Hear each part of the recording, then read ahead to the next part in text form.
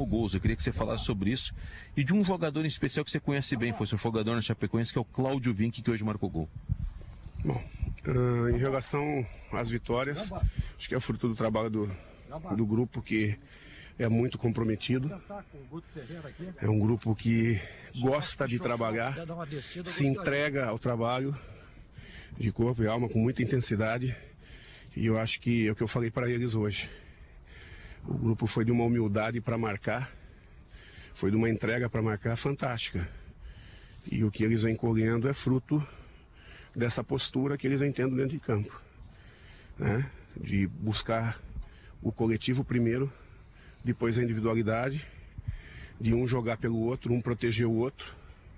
Enfim, esse comportamento é o comportamento que fortalece o Internacional e que faz com que o Internacional consiga as vitórias que vem conseguindo.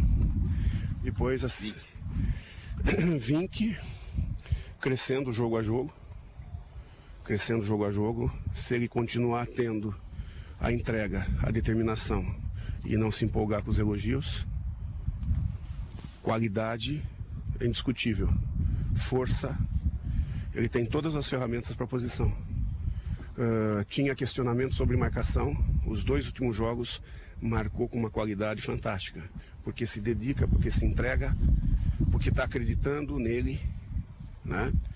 E eu fico contente pelo crescimento dele, mas volto a falar, quando começa a ter muito alarde, né? É uma situação que ele tem que se controlar, e eu tenho certeza que na idade que está, no amadurecimento, o que ele já passou, tenho certeza que ele vai ter cabeça para segurar, né? Para saber ouvir os elogios sem perder o foco, sem perder o caminho que ele está seguindo. Até para seguir nessa linha, Guto, qualidade técnica a gente sabe que o Cláudio Vinck tem, né? Lembra até de um gol num clássico Grenal, muito parecido com o que ele marcou hoje aqui em Campinas. O problema dele justamente era esse, de se atrapalhar um pouco com os elogios, e você sempre dizia que o Inter ia logo ter um bom futebol. Você esperava que chegasse logo no final do retorno, como aconteceu hoje já e nos jogos anteriores? A gente estava plantando para isso, né?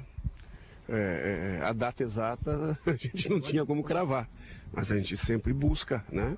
E ainda não está exatamente dentro daquilo que a gente quer melhorar, a gente quer buscar, porque a hora que a gente parar de buscar melhora, a gente começa a se acomodar e aí vem a queda. E a gente não pode pensar dessa maneira, nós estamos só virando o turno, são 19 jogos que faltam, né? E nós temos que crescer, nós temos que buscar mais, nós temos um grupo qualificado para isso, nós temos um grupo que hoje mostrou uma maturidade muito grande, né? E é isso que me deixa feliz, né? Mas sempre colocando para eles e eles recebendo bem e eles procurando fazer o melhor dentro de campo. Nós temos jogadores que são de uma qualidade e de uma maturidade muito grande, e as lideranças do grupo são muito positivas. Isso aí ajuda demais. O Vinck se perdeu quando o Gilson... Não, cara, era um menino, né? Eu não estou falando isso. Eu não convivi com o Vinck no início dentro do Inter lá atrás, né? O que eu posso falar é que geralmente o jogador que começa a se destacar, ele pode oscilar devido a isso, né? Não estou dizendo que o Vinck oscilava ou deixa de oscilar. Eu estou vendo que ele está bastante maduro, né? E espero que ele não corra, não cometa erros que normalmente acontecem quando o jogador começa a ter um desempenho muito qualificado, porque ele está no caminho muito reto, muito qualificado, né? E a gente espera que ele possa se firmar, porque ele tem todas as ferramentas para ser um grande lateral dentro do Internacional.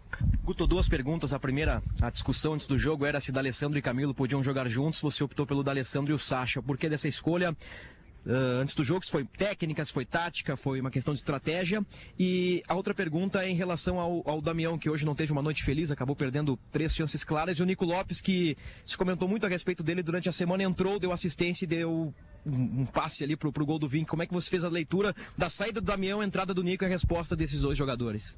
Bom, tudo no seu momento, tudo de acordo com o que nós vamos enfrentar, em que momento do jogo nós vamos enfrentar.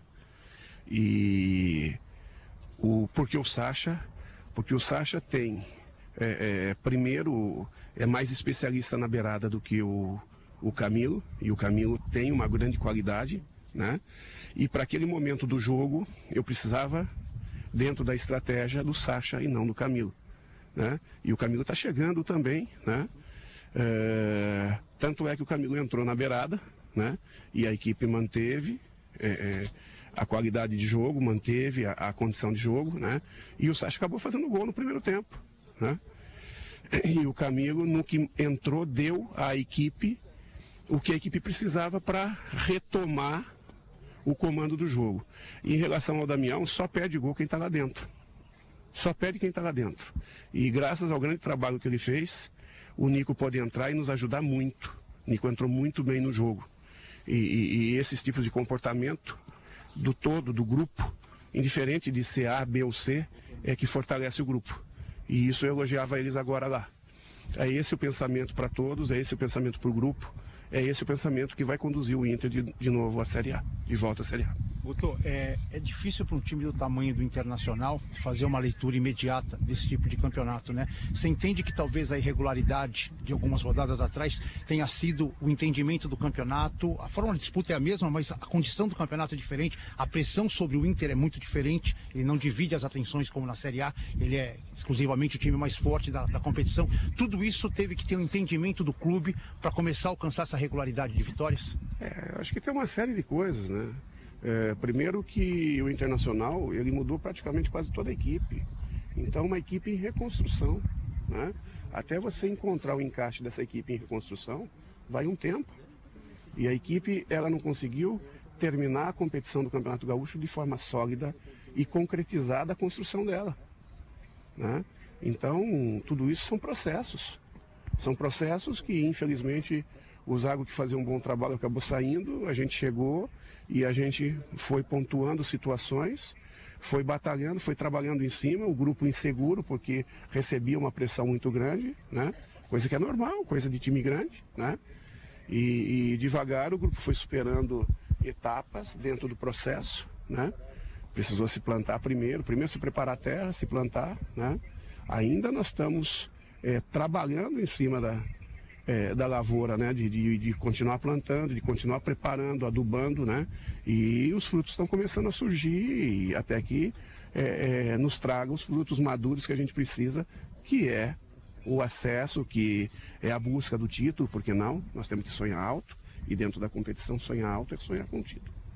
Guto, você levou muita pancada, né? Até pela sequência de resultados, que não era de regularidade. Qual é o seu grau pessoal de satisfação ao atingir 3 vitórias consecutivas? E os seus parentes estavam aqui acompanhando o jogo, estava a mãe, como é que foi isso aí? Não, minha mãe não, minha mãe tem 88 anos, hoje tem dificuldade de locomoção, então impossível, né? Mas a minha esposa, meus filhos estavam, cunhado, enfim, a família estava em peso aí sim, assistindo e feliz. Todos os jogos em Campinas sempre presentes, né?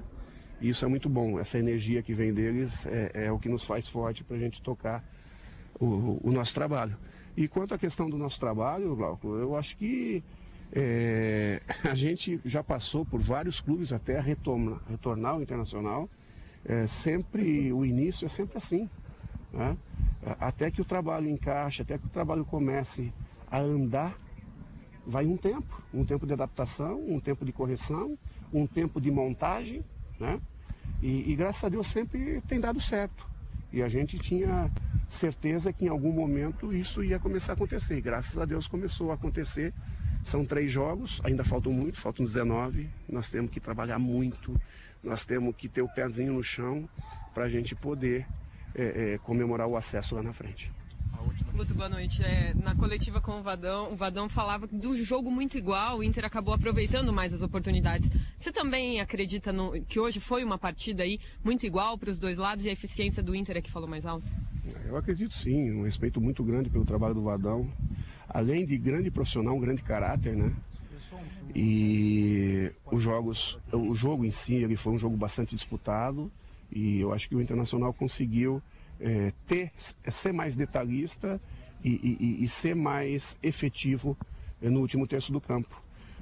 Porque as chances do Guarani não chegaram a ser tão efetivas como foram as chances do Internacional. que conseguiu aproveitar já no primeiro tempo, foi o que mais construiu a favor do Vento, e depois contra o Vento o Guarani cresceu.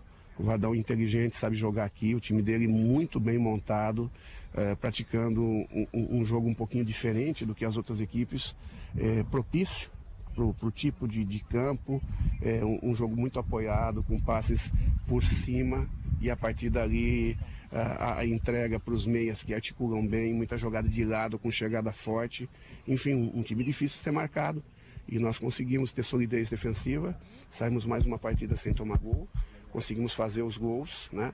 Acho que o primeiro tempo nós fomos muito mais efetivos que eles, até não só pelo jogo, mas principalmente pela adaptação à condição do Vento. No segundo tempo nós tivemos mais dificuldade, mas ainda assim fomos sólidos, soubemos aproveitar os contra-ataques e matar o jogo. Vamos lá, mais uma pergunta aqui para o Guto. E pensando 4 títulos brasileiros em campo num jogo como esse, né? E lamentavelmente pela Série B.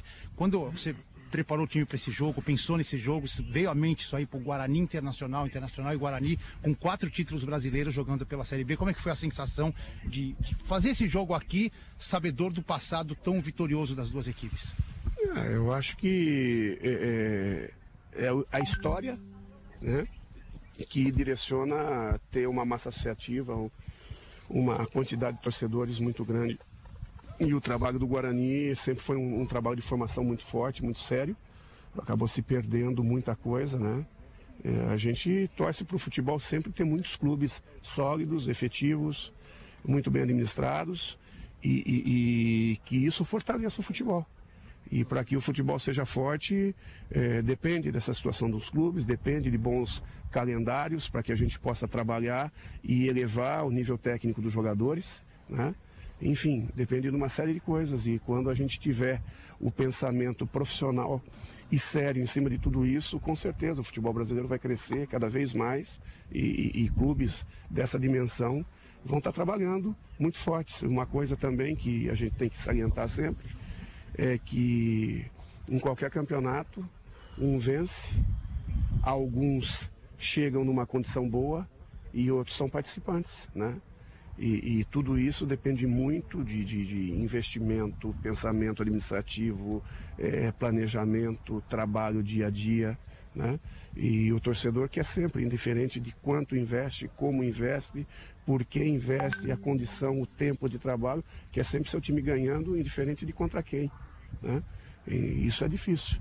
Quando tiver consciência de tudo isso, vai sobrar condições de trabalho e todo mundo buscar fazer cada vez melhor e o futebol crescer e retomar a condição de melhor do mundo. Obrigado.